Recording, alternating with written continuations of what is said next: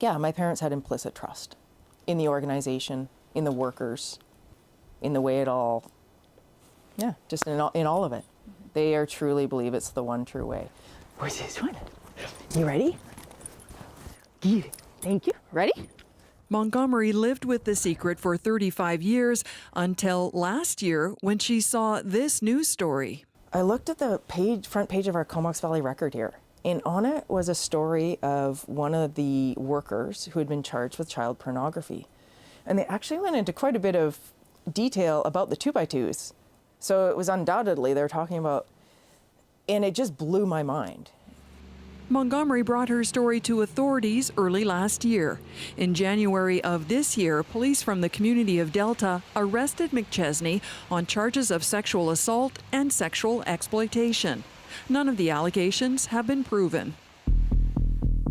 The charges come amid a number of international media reports about child sexual abuse within the 2x2s.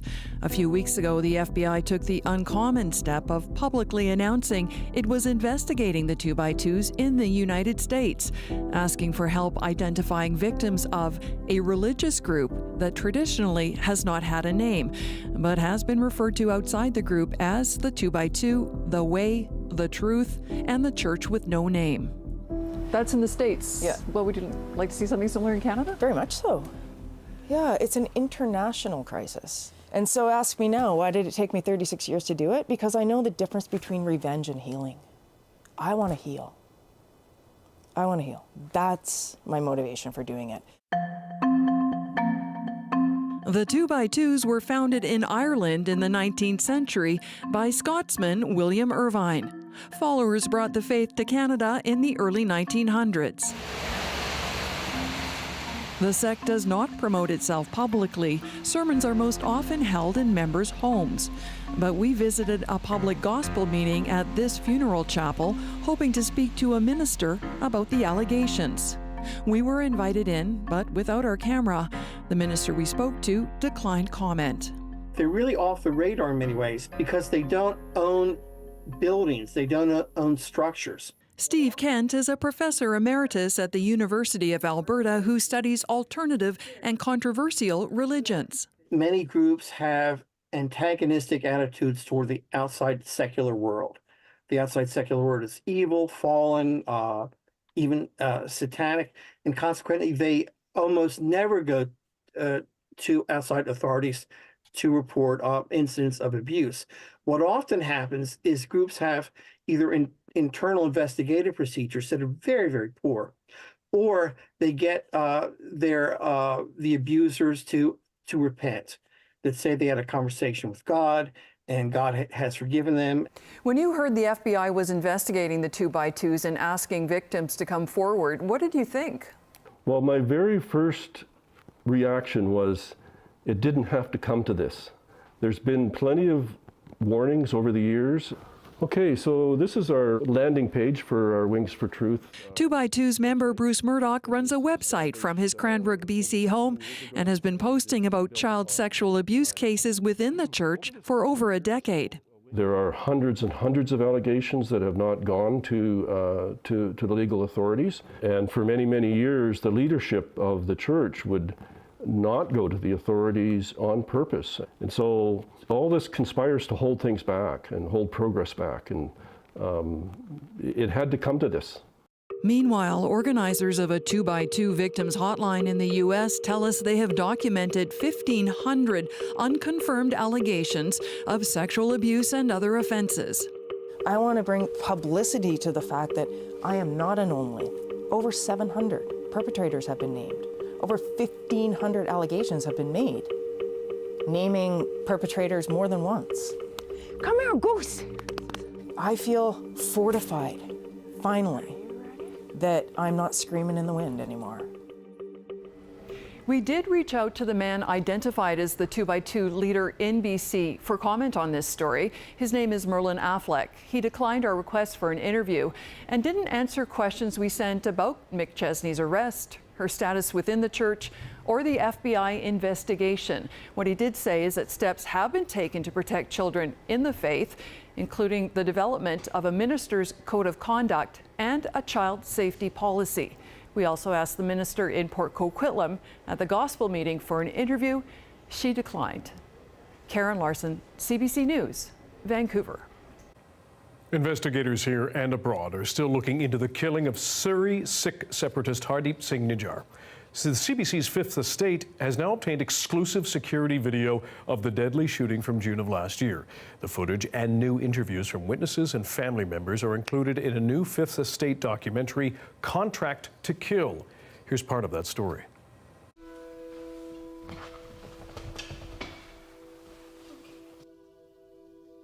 So that day in the morning, it being Father's Day, we had gotten him a gift, a pair of jeans, because he usually goes through them really quickly because he just loves wearing jeans in general.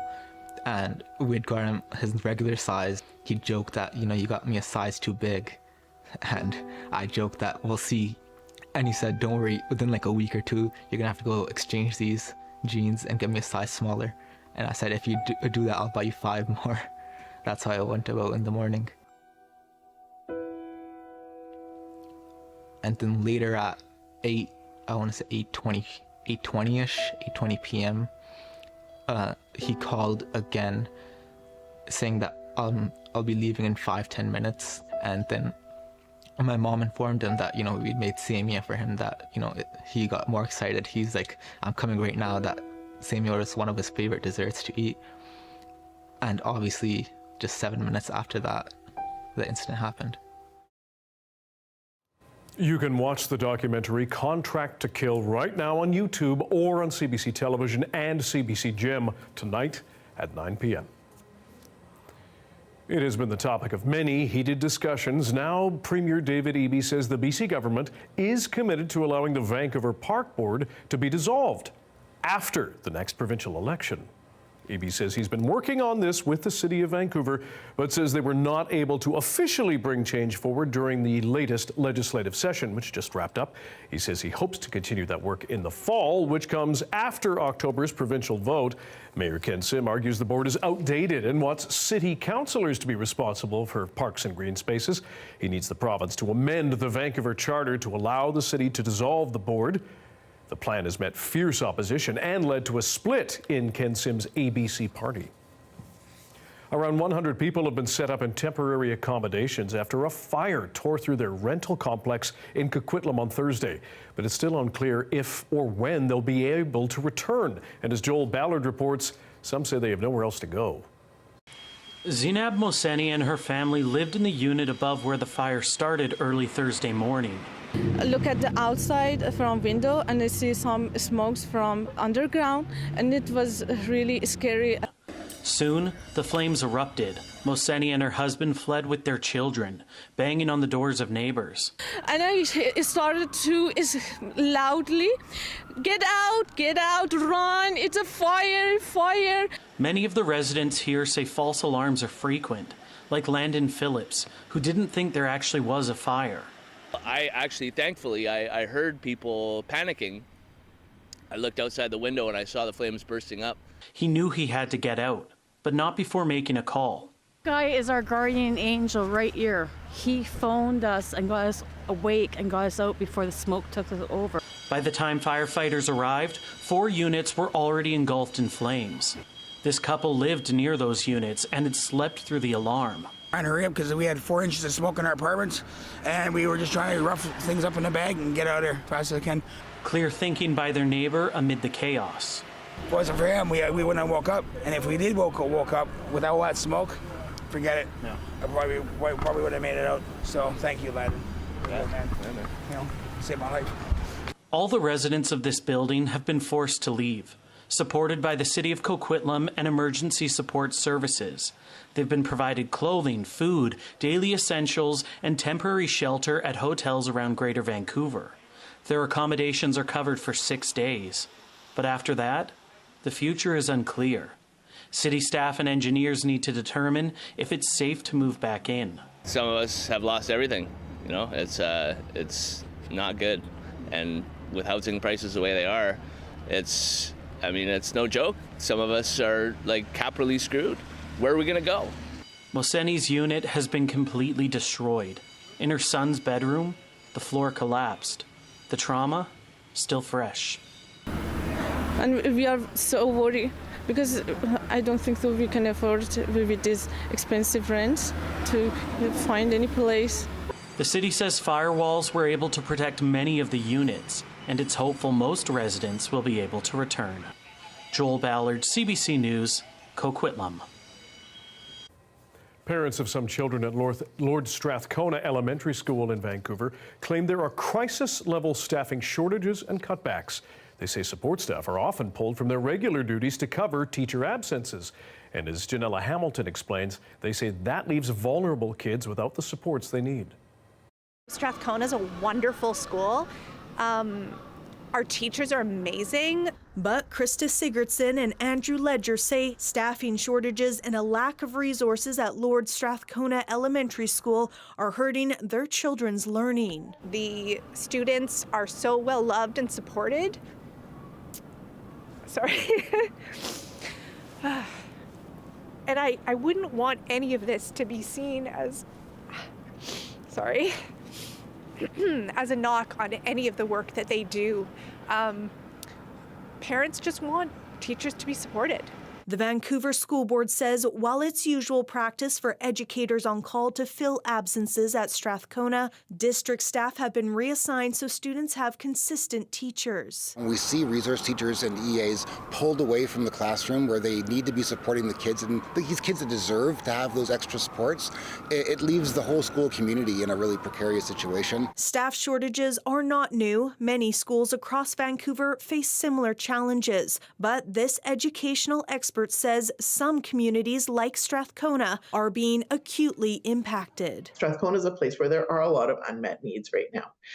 And a big part of that is around the absence of teachers and the insufficient number of teachers to be able to do the meaningful work of inclusion. The chair of the Lord Strathcona Parent Advisory Council says the shortages hurt all students. We've heard of, major delays in literacy learning and outcomes, and we've learned about behavioral issues and violence in the classroom. The PAC says it wanted to bring its concerns to a school board meeting in January, but were denied. So it's now sent a formal letter to the board and the province. We have had an informal chat with the VSB, but really not seen any changes. We're not going to give up. We need the support, and we need the VSB to listen. The VSB says the PAC's request was specific to school-based matters and they were encouraged to speak with district staff. Gardner disagrees. She says all school officials should be working together to help solve the problem. Janella Hamilton, CBC News, Vancouver. The RCMP says it has seized tens of thousands of prescription drugs over the last 3 months of their drug trafficking investigations in Prince George. In Vancouver today, Conservative leader Pierre Poilievre says the province's prescribed safe supplies policies are to blame. Your tax dollars are paying for organized criminals to get their hands on the same pharmaceutical drugs that caused the crisis in the first place. This is insanity. I will put an end to it. We will stop funding drugs and start funding treatment and recovery to bring our loved ones home drug-free. Police used this photo of prescription pills laid out on a table in their news release, noting they've seen a rise in the amount of prescription drugs used as currency over the last year. One safe supply advocate says, though, that the transfer of legally acquired drugs for illicit use is nothing new. Prescribed safer supply is not killing people, right? And then you also have to look at, diversion is something that's been going on even when I struggled with addiction in the 90s and 2000s. To me, it's just sadly a distraction from what the crisis really is. Early last month, Provincial Health Officer Dr. Bonnie Henry called on the BC government to expand safe supply programs, citing the over 2,500 deaths due to unregulated drugs last year. Well, it is a big haul. Mounties also say they've seized millions of dollars worth of contraband cigarettes and arrested 2 people in the Fraser Valley for alleged trafficking. Police say they found 45 pallets of illicit tobacco in Maple Ridge and Mission worth over $12 million, as well as 70 pounds of silver and $100,000 in cash. The Mounties say this was the latest of 2 investigations over the last year in BC and Alberta, leading to a combined total of 27 tons of cigarettes worth more than $24 million seized. The illicit tobacco trade poses a serious domestic and international threat, as it funds the growth and expansion of transnational organized crime, in addition to undermining public health objectives. And Mounties say their investigations are still ongoing. It is International Women's Day, a day of celebration and advocacy for women's rights and equality. Premier David Eby sat down with a fertility coach to discuss his government's plan to fund in vitro fertilization treatment next year. For how many of the people you see, is money a barrier to accessing the kind of fertility treatments that they need? It is a barrier, and for a lot of people it might be they can scrape by to get one cycle, and sometimes they need 2 cycles, and so that is a huge barrier that we often don't hear about. And also just the idea that they have to go into debt. So they become a parent and then they're in this severe debt and having to, start off the child's life. Kids aren't very cheap. No, they are not. No, they are not. The IVF funding plan is expected to begin in April of next year.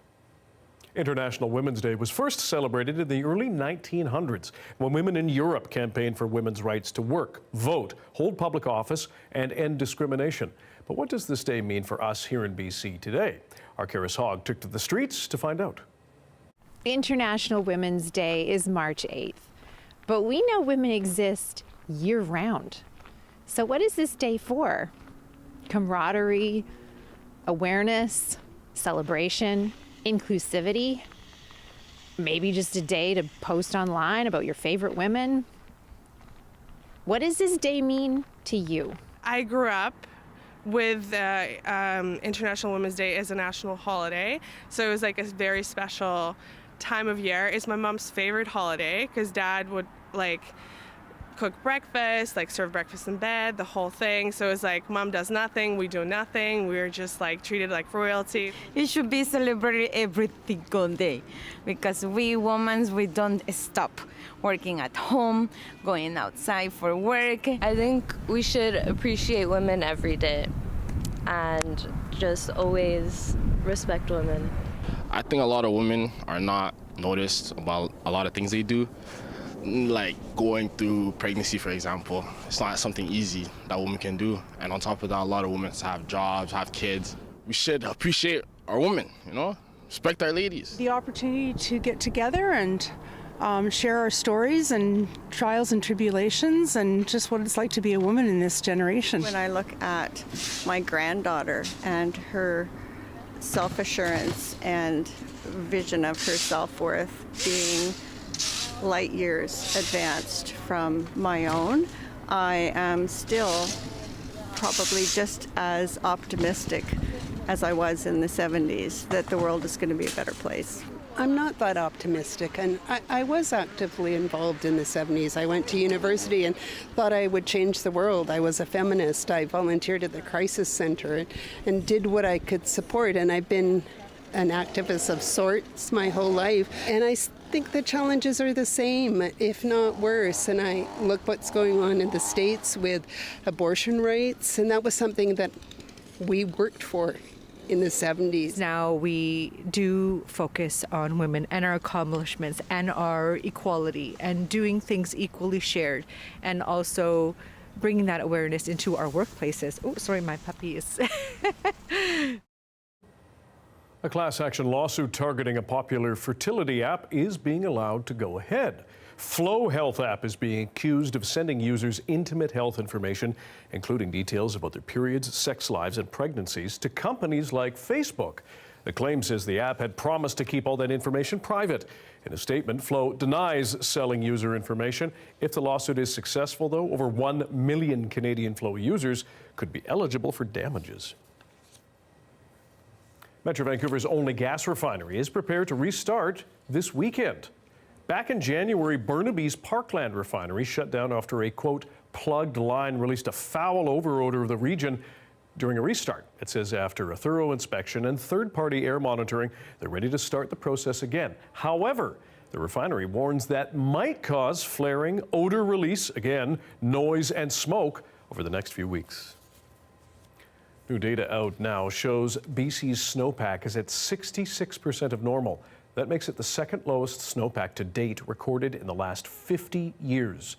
The River Forecast Center says the snowpack is up from last month, though, when it was 61% of normal. But with temperatures beginning to warm for the year in some areas, there is shrinking possibility there will be enough snowfall to meet our targets. The big concern really is around the drought supply. So we know that as of this time of year, the water that we've got stored up on the landscape in the snow is below normal. And therefore the flow that we anticipate seeing off that water availability is going to be lower as we come into the summer. Campbell says by this point in the year, the province has usually gotten 4/5 of its total snowpack, leaving very little time to make up the deficit. Darius Madavi joins us now for a first look at the weather and a grim look at that news from the River Forecast Center. Yes, if you want to start with the good news first, flood risk will be low this spring. That's something. Some basins on the south coast and Vancouver Island have come up about 15% relative to where we were a month ago, which is a little bit of good news. You can see that here last month, Vancouver Island was at about a third of the snowpack they usually have in the parts of the lower mainland and up the sea to sky. We were looking at around 56, just under 50%, and now one of the basins, the Lower Fraser Basin, is at 60. So again, a little bit of improvement in some places and for parts of the other parts of the province as well, but it is minimal, and we are running out of time to get the snow that we need to get a jump on the drought and fire season, because right now it looks like it's going to get a jump on us. Now, this graph is pretty intense, but the gist of it is these are stations that are at a record low. So about a quarter of all the automatic snow stations across the province are at record lows, and then another, in total, 3/4 are at very low to record low levels. This tiny bit here are stations that are at or above average for this time of year. So virtually none. We're in a very precarious spot. Now, some good news. This is as of March 1st, and last week we got some decent snowfall across much of the province. This week coming up, we're expecting to get some more snowfall across many places, but as we get into the end of next week and we end March, we're trending warmer and drier. But for now, this is what we saw in the last 12 hours or so on the island. Freezing levels have risen. You can see snow not as widely spread as we might like it, but still that is some snow coming, and freezing levels will drop again. So this weekend we'll see some more snow. Plenty of rainfall still to come across the island, particularly for northern and western sections. Very much in terms of rain coming there. If we layer the snow on top, also a decent amount of snow coming as well. So again, a little bit of good news. We'll take it where we can get it. And then if we take a look at the mountains, again, a little bit of rain coming on some of those peaks, but by Saturday quickly turns to snow. So good news there too. There you go. We'll check in later. Darius, thanks very much. Thank you. To other news now, reality TV star Bethany Frankel was in BC for a movie shoot recently. She's become a particular fan of Abbotsford, raving and reviewing about the Fraser Valley city on TikTok. As Benit Brach tells us, the Bethany effect has brought a boost to local businesses. The winner of everything I've ever reviewed. How cute it is in here. This is so good. I'm freaking out. Abbotsford, it's what Bethany Frankel calls a town of treasures. You've likely seen her recent TikTok reviews of local businesses, and Abby was not what Bethany expected. It's because what people had described to us was that we were going to farmland. So we thought we were going to be cow tipping. I was shook. The whole entire Hamptons doesn't have the volume of what they had in that town. And Hamptons is like for billionaires. And with hundreds and thousands of views, local businesses say Bethany's visits have gone a long way. But I had no idea who she was. It wasn't until the next day that she popped up on my mom's TikTok. And a few customers have said they saw like her TikTok and everything. So I feel like we've gained more business because of it. And knowing that people are now like coming from Vancouver and all over to come and try our desserts and everything is really good for the community. Definitely an increase in interaction with our social media. It's really nice to see the exposure, especially in small communities like the Fraser Valley, where we do kind of rely on that word of mouth connection. So having that type of publicity online can really make a difference for the people who are able to have access to the things that we offer in our store. I'm happy for these shop owners because they're happy with where they live. They're making an effort. They're proud, and they get their moment, and they deserve it. Tourism Abbotsford says there was no influencer partnership with Bethany. Right on our doorstep. Bethany does it without even being asked, which has been an incredible experience for us. She says film production plays a key role in tourism, especially in smaller communities. Benit Brach, CBC News, Abbotsford. It is women-run and bringing job opportunities to those who might not get the chance to work. We're going to take you inside a groundbreaking restaurant to talk food, cooking, and female empowerment. You'll want to see this.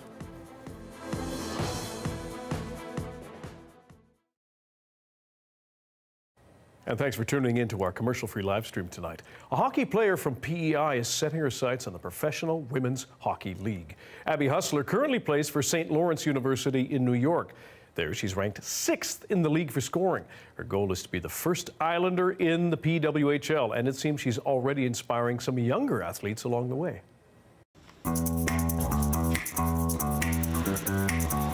Comes Hustler in for the win. She scored. Abby Hustler gets the hat trick and the extra point. So I'm in my 3rd year with St. Lawrence. I'll have my senior season next year, and then after that, I'm eligible for the PWHL draft.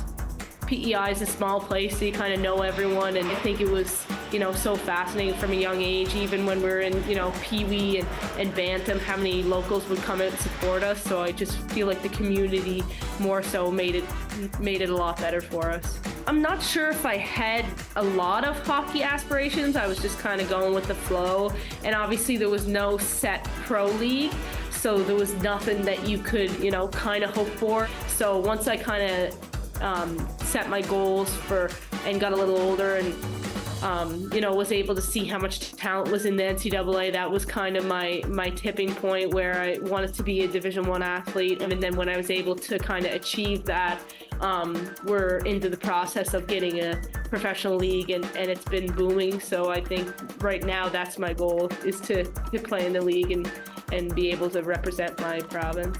I think it'd be pretty cool because it's a small island, and a lot of people think since it's so small, you can't really do things like that. But if Abby was in it would, she'd show them that it can happen. Pretty cool. I would go. I would fly out wherever she plays and I'd watch. I think it'd be great, especially for such a small island to get recognition like that. I think it'd be awesome. I think it would set an example for everyone. Everyone would watch it, and I think it would be more interesting for the people here.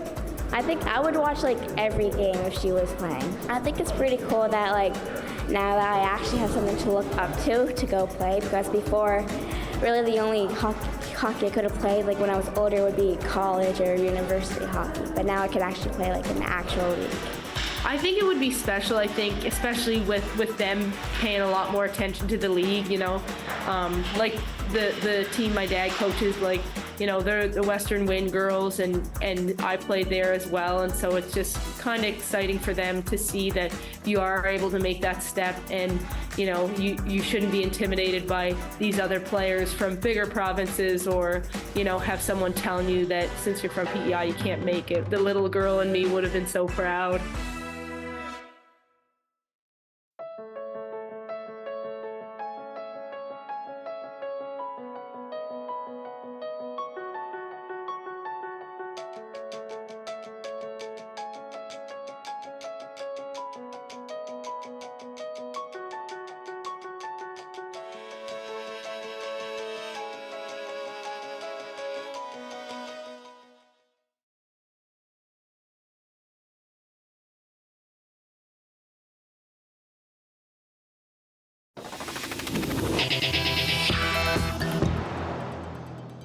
After years of work, a new Syrian restaurant has opened in Kitsilano.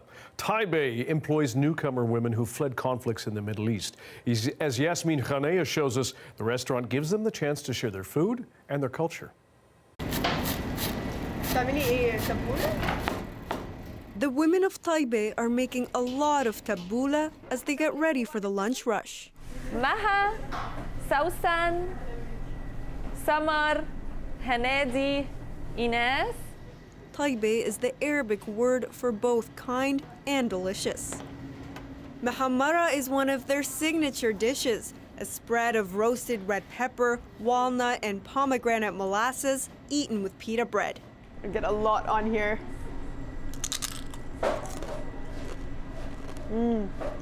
Tuhfa. Very good. The brainchild of Egyptian-Canadian Nahel Alwan, Taipei started out as a pop-up kitchen in 2016, evolved into a catering service, and is now a restaurant employing more than 20 women, mostly from Syria and other Middle Eastern countries. Our mandate or mission, if you will, is to employ newcomer and refugee women who have multiple barriers to employment, including language barriers. So the vast majority of the team members don't speak English. Lack of professional experience that is relevant. The vast majority of our team members came here as housewives or moms. Since 2015, BC has welcomed thousands of Syrian refugees fleeing the war. At 18, Hala Maghamis came to Canada from the war-ravaged city of Aleppo with her parents and 2 siblings, and was the first to work because she spoke the best English, a job unusual for a woman in her family. It was really like something out of our, culture. Like usually we don't work, so I started working, which was like really challenging. I'm the youngest. She's now the catering manager at Taipei. Her co-workers, her second family. Working with women is the safest space for me. We have so much fun. We support each other. They're connected by language, country, and their love for food. They say cooking their traditional meals and sharing them with the broader community makes them feel closer to home. All of our memories of their mothers, their grandmothers, their families are intertwined with either communal dining, where they'd be eating with members of their family or their neighbors or people in their town, or memories of themselves cooking with their moms and their grandmas. Alwen hopes to add more Taipei locations in the coming years to support more women and continue living up to the Taipei name. Yasmin Ghaneya, CBC News, Vancouver. The grim fallout from a mass killing. 6 people dead after an attack in their home and a suspect charged with murder. How the community is dealing with the shock. After the break.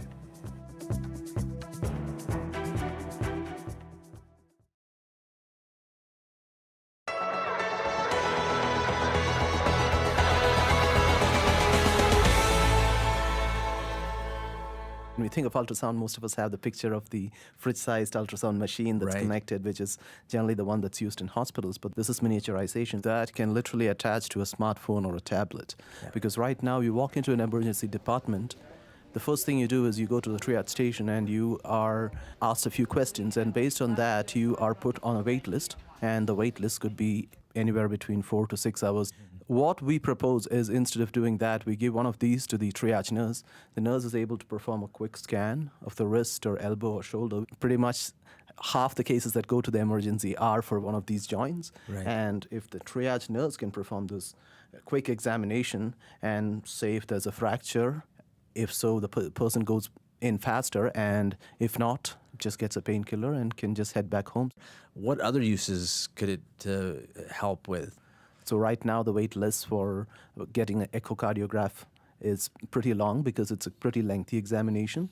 Now, with this technology, we can make the whole thing simpler, and it can be, ideally, if it could be performed by a primary care physician in a primary care center, that completely changes the way in which care is administered. And especially, you can see how that is quite transformative in rural and remote communities where there's not access to a elaborate hospital infrastructure. What we try to do is to use artificial intelligence and automatically assess the quality of these images and provide a quick check mark, which is a huge reassurance for a novice user. And you've, from what I understand, you've already been running some trials for this device. What's been the reaction from healthcare professionals? It's hugely positive, I would say, because it's a win-win. It's a win for the patients because they do not have to endure the long wait times, and it's a win for the nurses to enable them to perform these exams with minimal training.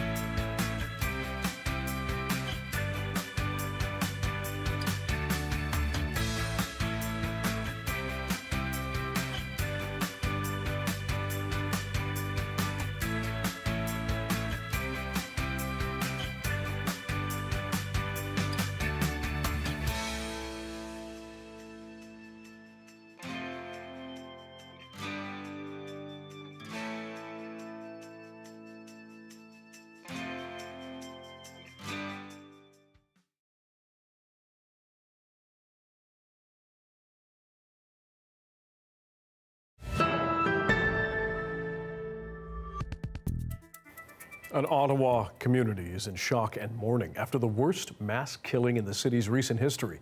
6 people, including 4 children, were murdered in their home. The sole survivor, a man who's now lost his wife and children. Matthew Kupfer brings us the latest. Through the night and today, the makeshift memorial continues to grow near the site of a mass killing that has shaken Ottawa and sent waves around the world. 4 young children, between 7 years and 2 months old, their mother and a family acquaintance died. The children's father survived and is still in hospital. This community leader at the Buddhist temple visited Danushka Wickramasinghe today.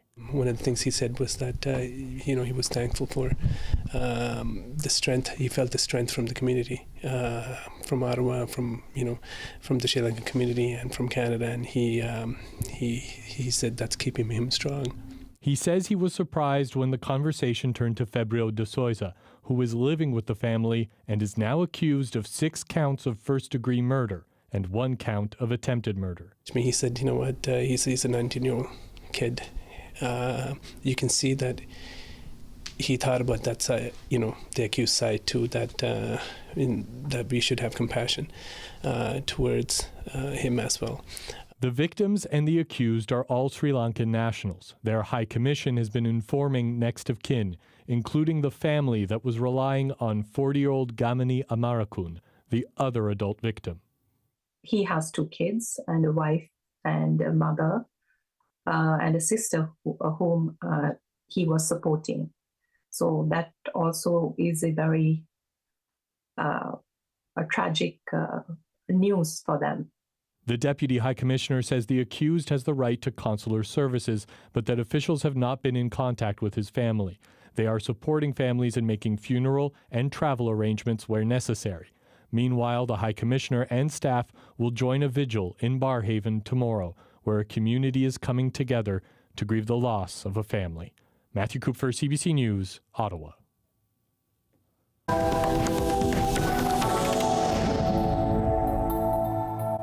A new international effort is hoping to bring some relief to Palestinians in Gaza.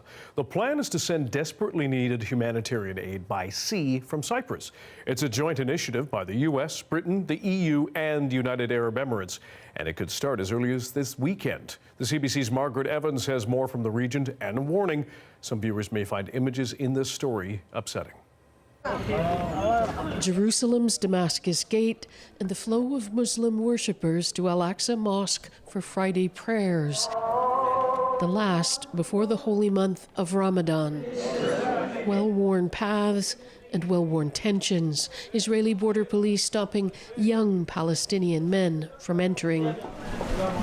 Hopes of an Israeli-Hamas ceasefire ahead of Ramadan have all but disappeared, and there is skepticism amongst Palestinians here over the plans for a humanitarian sea corridor to ease the suffering of their brethren in Gaza. I'm suspicious about what's driving the United States, says this man. All they care about is the Israeli population. There are land routes to deliver aid directly, says Omar, not through the ocean. Good morning. The European Commission president unveiled details of a plan for a coalition of the willing to ship aid from Cyprus. We're now very close to the opening of the corridor, hopefully this Sunday. Israeli officials appear open to it, but it's a clear sign of Western frustration with Israel and its failure to let more aid into Gaza. The UN saying a quarter of the population there is on the brink of famine. The European move follows Washington's announcement that it will build a floating port off Gaza's coast, but it will take weeks. And critics say the plan gives Israel permission to simply carry on its military campaign regardless of the cost to civilians. And so giving Israel no restraint, no substantive constraint on money and weapons. People in northern Gaza are so desperate for food, they continue to surround any sign of aid arriving. These patients at Al-Shifa hospital say Israeli troops fired at them when they did. We run towards the aid because we're hungry, says Mohammed Atta. I'm married and have 3 daughters who ask for flour and meat. Further south in Rafah, more airstrikes and more funerals for those caught in their path, including the smallest of victims. Instead of telling us they will build a port to help us, says Hassan Maslah, tell them to stop providing Israel with the weapons they throw at us. Margaret Evans, CBC News, Jerusalem. This Sunday, mark your calendars, is Mario Day, and Bowser the fire-breathing turtle / Koopa is a fan favorite from the Nintendo franchise. After the break, our Darius Madabi joins us with some fun facts about turtles.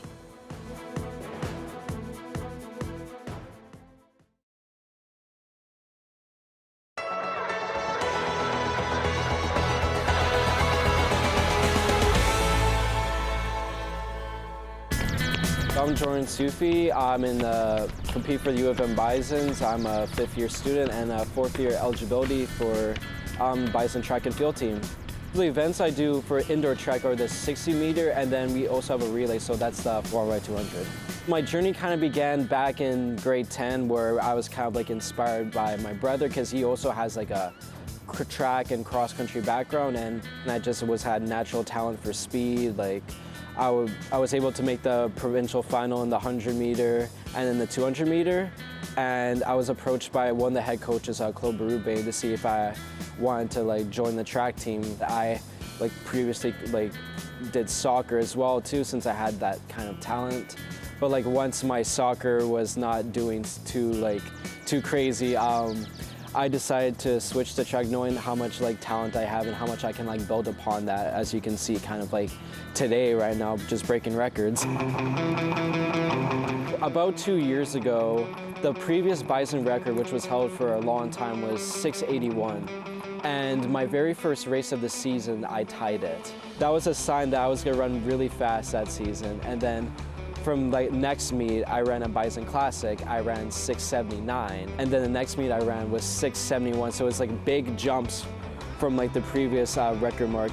Jordan Sufi, lane 5, but in all reality, there's 5 or 6 of these young men. When I get into the blocks, I just visualize myself on how I'm gonna run the race. I also think about driving out of the blocks. So you wanna think about coming down low and then slowly building your momentum on the way up, so you can kind of conserve that speed later on in the race. And that's kind of my strategy with it.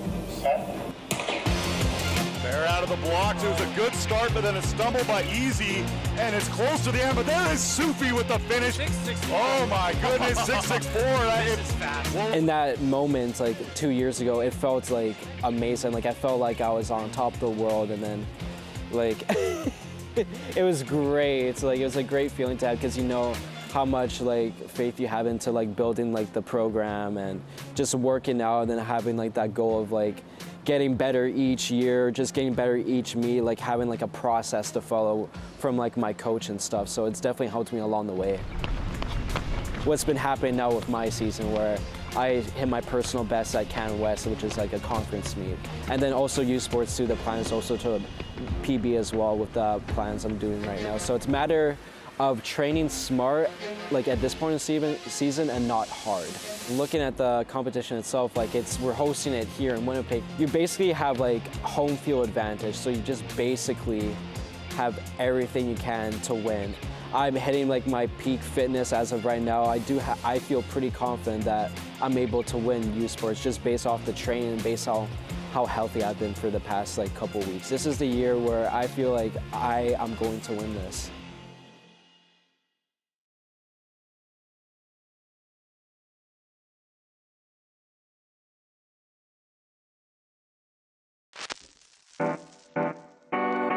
So I know when I really like a song, if within the first 3 seconds, I'm already vibing to it. Hey, I'm Rohith Joseph. Vibin' is the new show all about discovering great new songs and fresh artists from across BC and beyond. It's not one person dictating what good music is, it's the community sharing what good music is. Stream Vibin' on CBC Listen.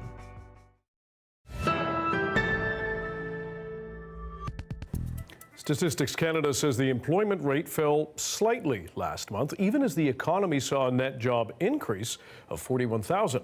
High population growth outpaced the job gains in February, pushing the unemployment rate to 5.8%. Alberta and Nova Scotia experienced the biggest increases. Manitoba registered a drop. The rest of the country saw little change. Another statistic, though, suggests fewer jobs overall. The proportion of employed Canadians over 15 has gone down for 5 straight months. Don't move a muscle. That's the actual message from the Okanagan Water Basin Board, who have proposed a ban on all out-of-province boats. They're hoping to mitigate the spread of invasive mussels they say could wreak havoc on the watershed. They held an education session to spread the word on the potential dangers to the ecosystem and to let governments know it goes beyond their region. Shuswap Lake empties into the Thompson River, which empties into the Fraser River, which is the biggest watershed in the province. So the threat is to everybody. And, we're concerned that the province just doesn't see that as much as they should. The mussels can change the chemical composition of the water, affecting the quality of drinking water as well as the fish. The Okanagan Water Board says they're working with local First Nations, governments, tourism, and others to come up with more ways to prevent the proliferation of those mussels.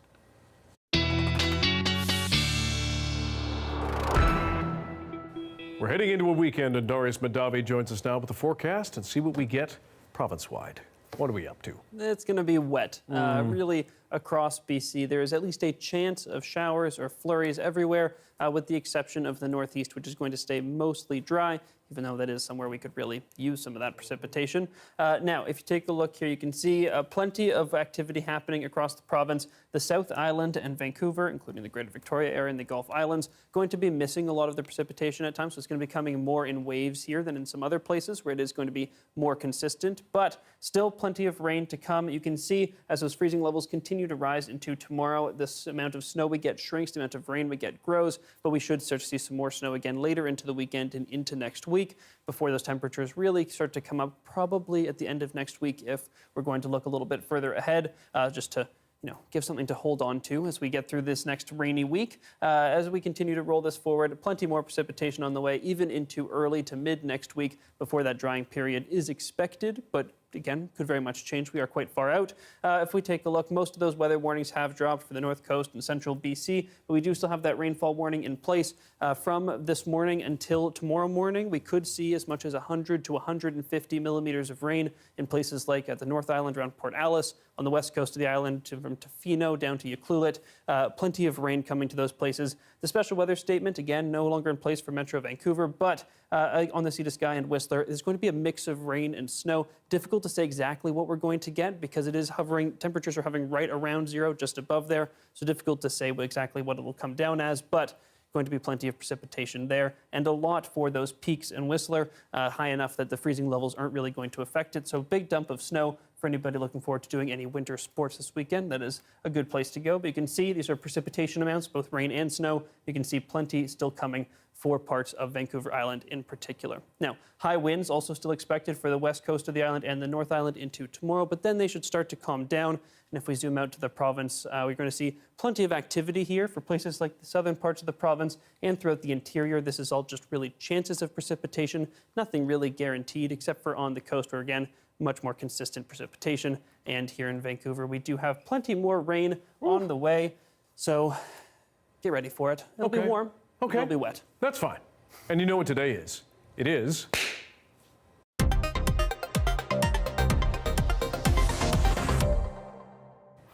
Wild and Crazy Guys. Fun Fact Friday, and apparently this Sunday is Mario Day in celebration of the classic game from Nintendo. Darius, how does this relate to science? It's a bit of a stretch, but I was waiting for the snow basin report this morning. I was having some fun with the fun fact, and it a little bit got off the rails. So take a look here. You can see, so Sunday is March 10th. If we have that pulled up, you can see Sunday is March 10th. And then we're going to see that because it's March 10th, if you shorten that, Mar 10, March 10th, Mar 10, which kind of looks like Mario. What? And then it's Mario Day. So if you're wondering why that's the case. So Bowser is the big bad of the Mario games. Lots of features that you would not see in a normal turtle, or so you would think, but let's break it down. The color of Bowser, you got the yellow, the greens, the reds, all part of the Western painted turtle, which you can find here in BC in the interior. So very exciting to have a Bowser-like turtle here. Then we look at the size. This is a harder one because Bowser, depends on the game you're playing, but 10 feet tall, something like that. Leatherback turtles, 6 feet long, so that's pretty close. But if we look back in the fossil record, you can find Archelon, which is around 15 feet long. That's around 7 meters long and weighed around 7,000 pounds. So there you go. There's a nice hefty turtle. What about the horns on Bowser? That's not something you'd see on a turtle. Yes, you can. Again, fossil record, that's the way to go. Here's a turtle that lived way back in dinosaur times, where you can find sort of these Bowser-y features. What about the spiky shell? That also seems like a hard one. You can look at the spiny turtle, which is found in Southeast Asia. You can also look here in Canada. You can find the snapping turtle, the alligator snapping turtle, and that also has a very spiky shell. And then lastly, you think you're going to get me with the tuft of hair, because what reptile has hair, right? Yeah. So not hair, but algae. This is the Mary River turtle in Queensland, Australia. Very ancient lineage and very special guy, because he has this tuft of hair, tuft of algae on his head and on his shell that looks like hair. So there you go. You've got all the features of Bowser except the fire breathing. Turns out turtles don't really do that. That's probably for the best. And let's be fair, that turtle with the spiky hair looks like about 6 out of 8 of Bowser's kids. They call it the punk turtle. You heard it here first or last, folks. Thanks, Doris. Thanks. So our beloved Justin McElroy is heading off on a year of travels. But before he left, he combined 2 of his great loves, municipal welcome signs and a song to create a masterpiece. Stick around to be serenaded by Justin himself.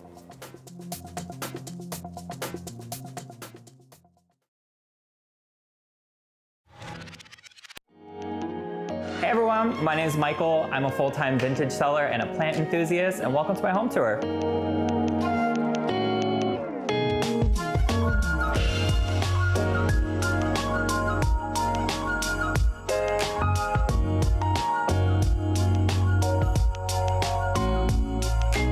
So my main living space is set up like a bachelor apartment. So my bed, my couch, my kitchen are all in one room. I call it my mid-century jungle. So it's very specific mid-century modern furniture. And then the plants kind of add that chaotic, wonderful, lush environment.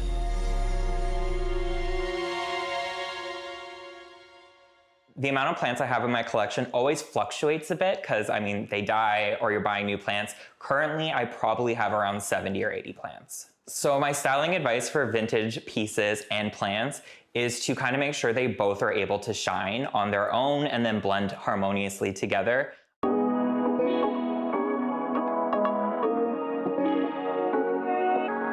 So this is my German plant stand from the 50s, and it's my favorite plant stand that I have in this space.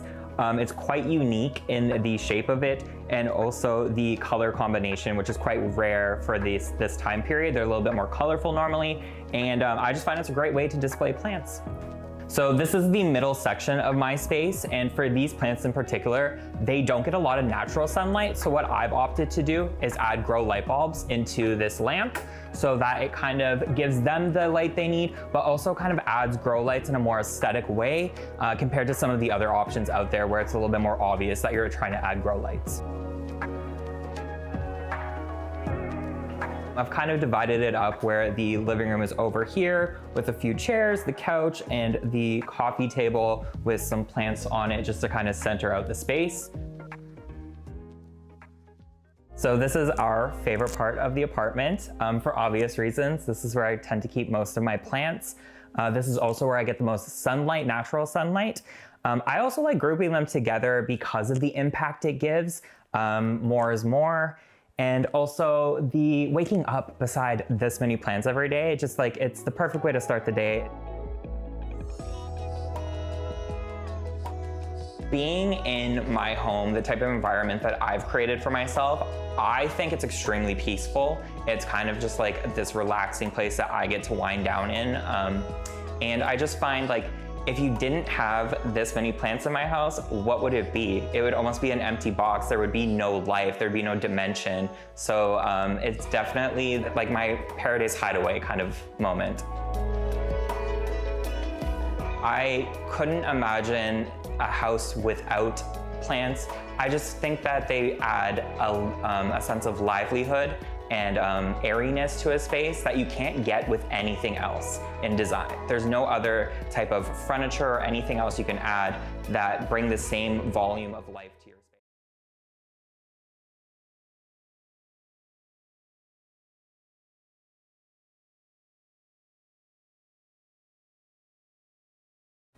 So, our municipal affairs reporter, Justin McElroy, is taking a year-long sabbatical to travel the world, Lucky Duck.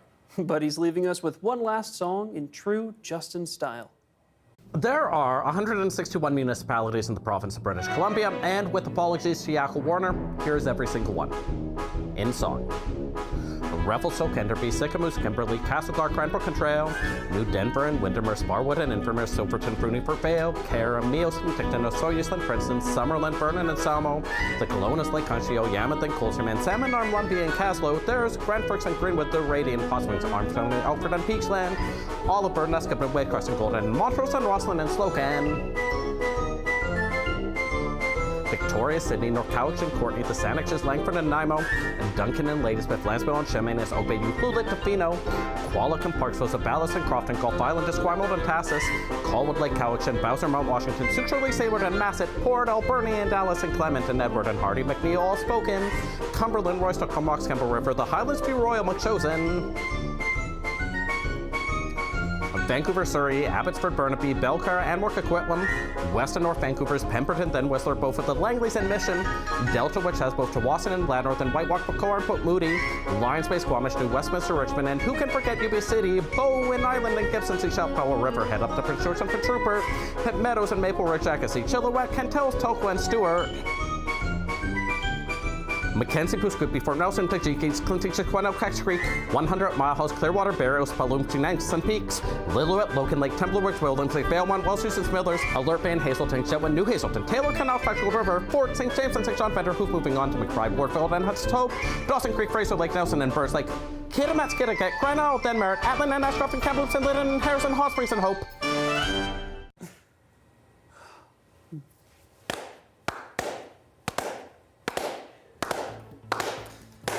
Okay, that's enough. We'll miss you, Justin. Thanks for being with us tonight on CBC Vancouver News at 6. You can watch this newscast on CBC Gem and on YouTube as well. Thank you for being with us tonight, and we'll have your next local news at 11 o'clock right after the National. Good night.